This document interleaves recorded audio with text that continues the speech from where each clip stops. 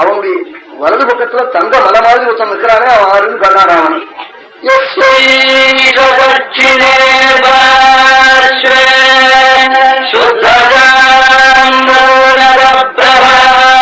ஆறு தெரியுமா அவன்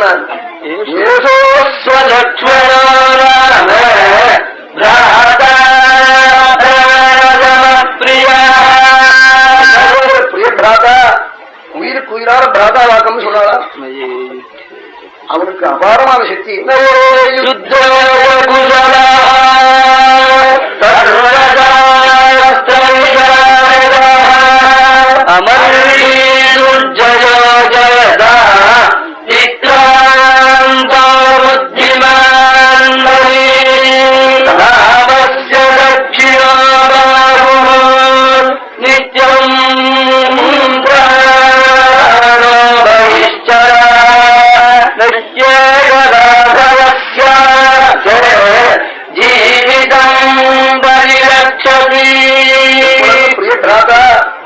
ராமன் ஆறா சொன்னா பொறுக்க மாட்டான்.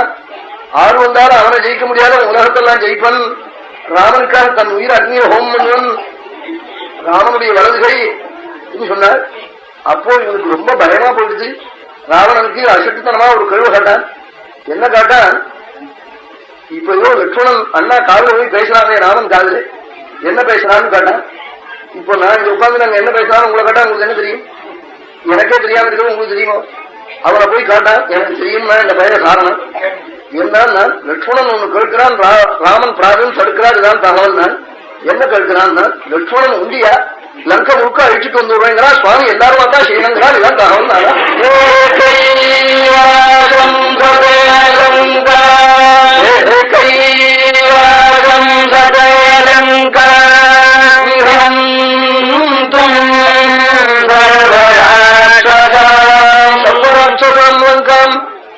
ராட்சருடன் கூடிய லங்கை முழுக்க ஒருவரை அழிக்கிறான்.